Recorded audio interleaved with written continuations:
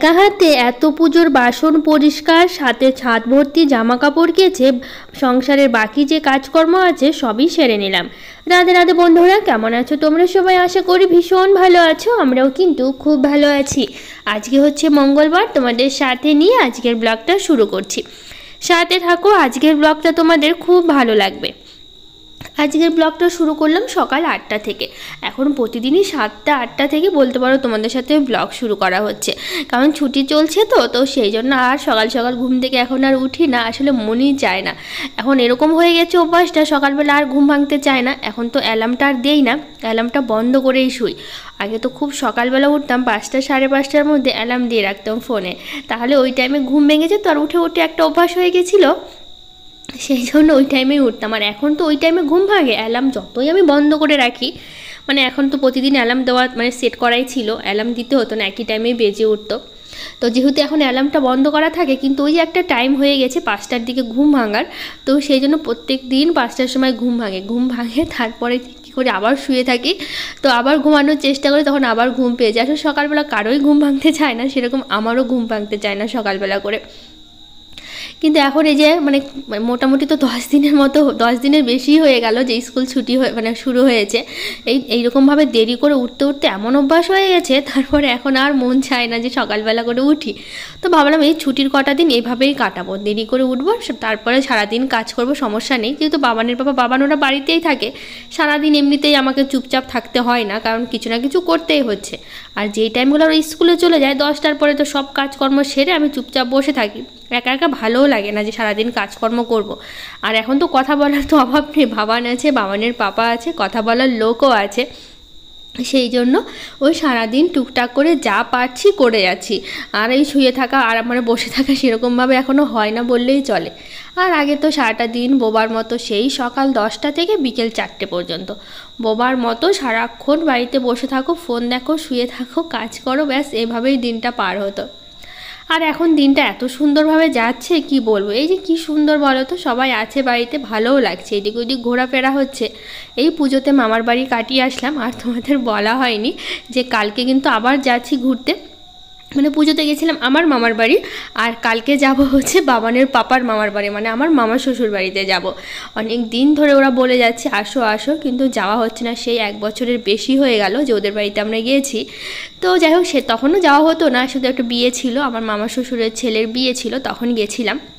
তো যাই হোক, এবার আবার মানে পড়ছে যাওয়াটা, 1 বছর পার হয়ে গেছি ওদের বাড়িতে আমরা। তো এবার আবার যাব। যাই হোক, কালকে বেরোবো, তো কদিন আর ব্লগ দেওয়া হবে না তোমাদের সাথে, প্রচণ্ড মন খারাপ হবে। 3 দিন ওখানে থাকা হবে, তো 3 দিন আর কোনো ব্লগ আসবে না।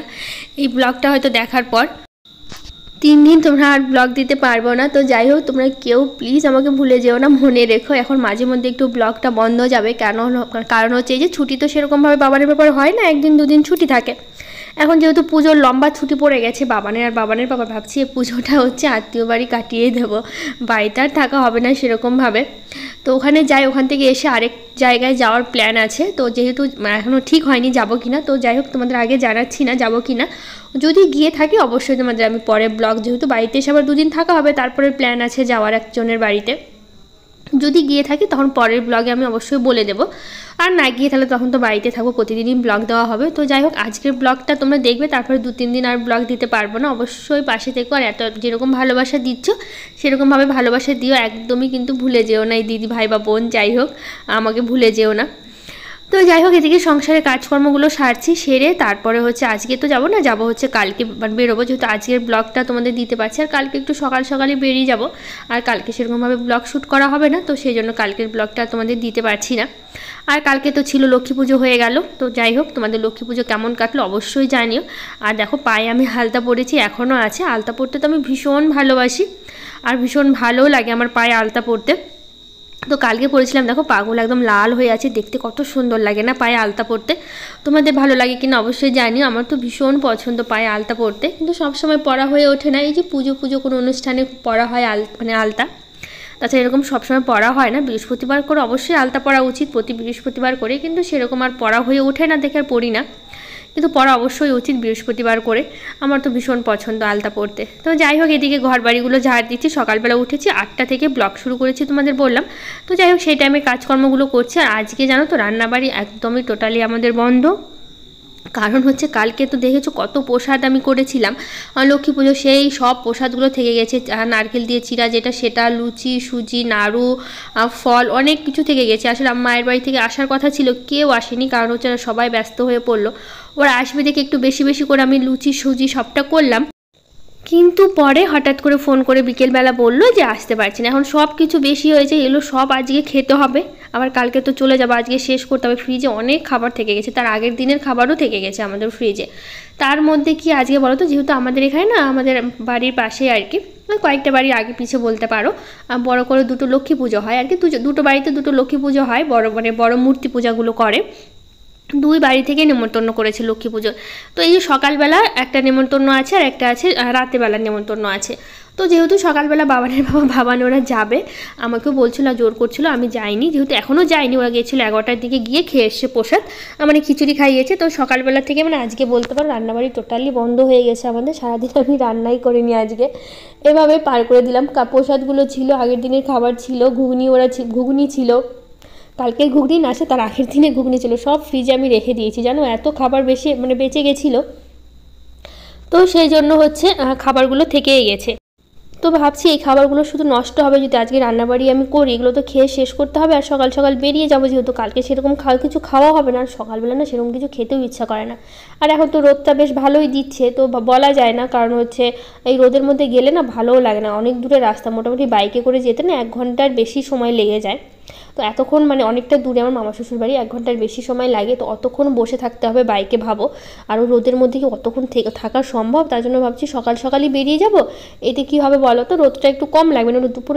দুপুরবেলা গেলে না প্রচণ্ড রোদ হচ্ছে লাগবে। আসলে অনুষ্ঠান বলতে গেলে আমার হচ্ছে মানে আমার বাবানের পর যে দিদা আর কি, তো দিদার হচ্ছে বাৎসরিক আছে, সেই হিসাবে নেমন্তন্ন করেছে, সেই জন্যই যাওয়া, নাহলে যাওয়াও হতো না।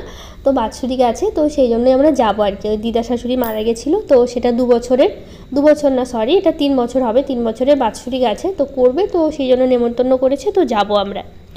তো এই যে স্নান করলাম, স্নান সেরে তারপরে হচ্ছে যে ফুল তুলতে চলে এসি। গাছে বেশ অনেক ফুল ফুটেছে, তো ফুল তুলে পুজো দেবো।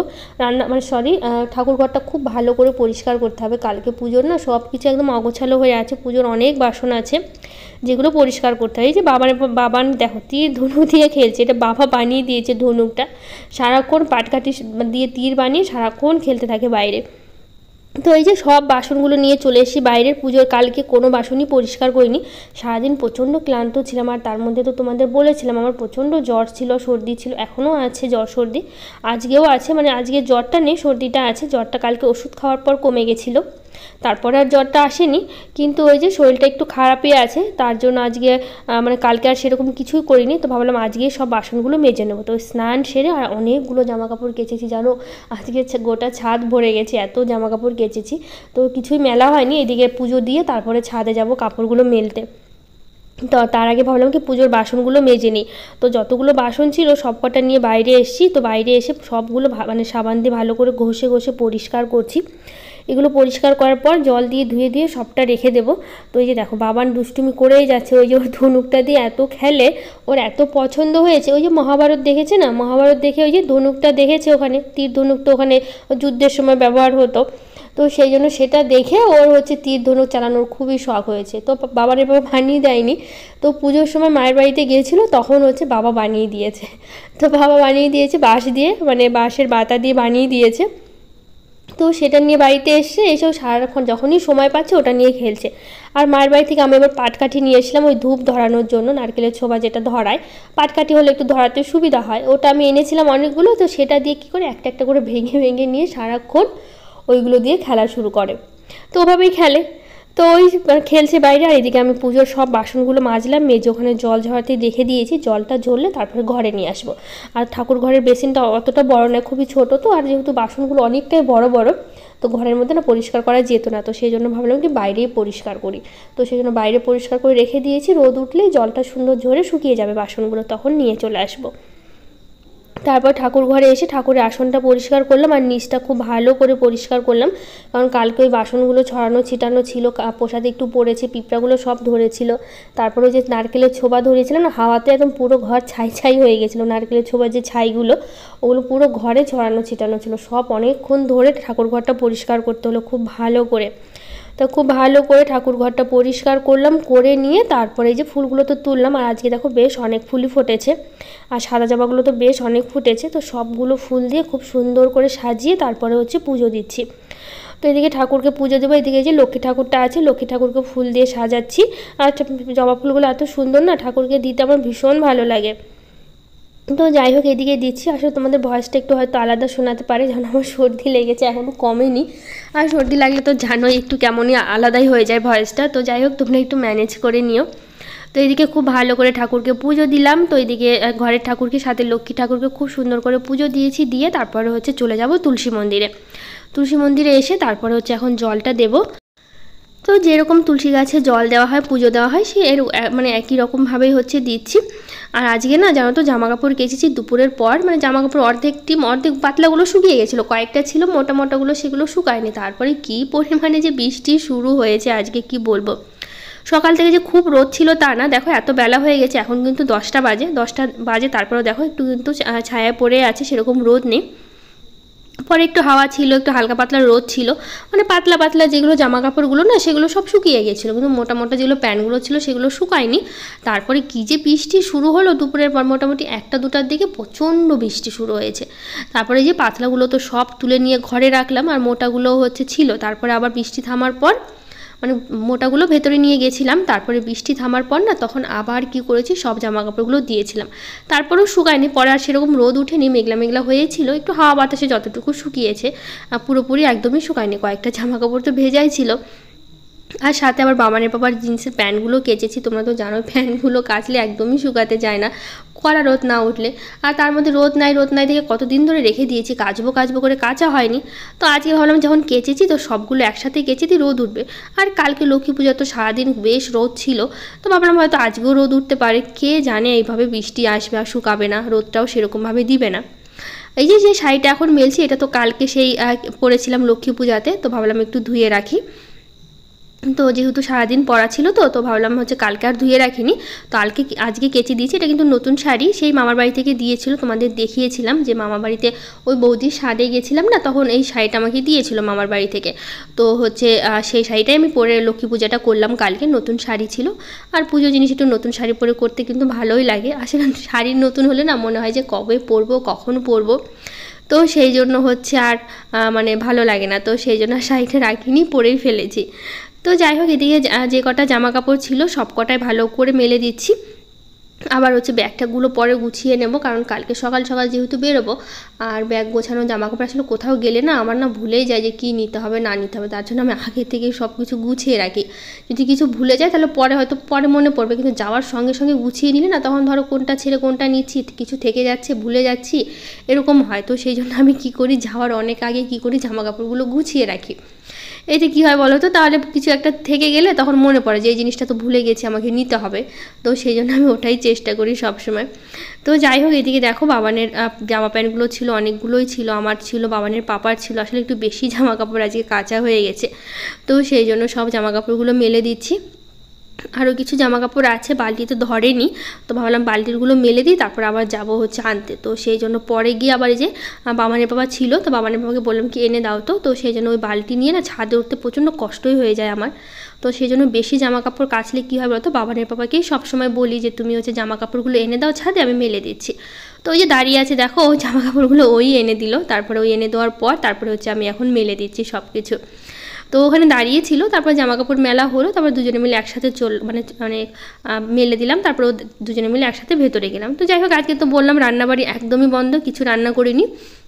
তো ও জামা কাপড় মেলার পর বাবানের পর সকালবেলা একটু লুচি খেয়েছিল, ওরা খেয়ে দিয়ে চলে গেল ওই যে নেমন্তন্ন বাড়িতে প্রসাদ খেতে, আর আমি এখানে খাচ্ছি লুচি সুজি আর একটু ঘুগনি মুড়ি খাবো। তো এটা খেয়ে তারপরে হচ্ছে আমি থাকবো, আর এই যে বাবানের পাপা ওরা যাবে হচ্ছে এখন প্রসাদ খেতে, আর রাত্রেবেলা যাবো অন্য একটা বাড়িতে বললাম। তো যাই হোক আজকের মতো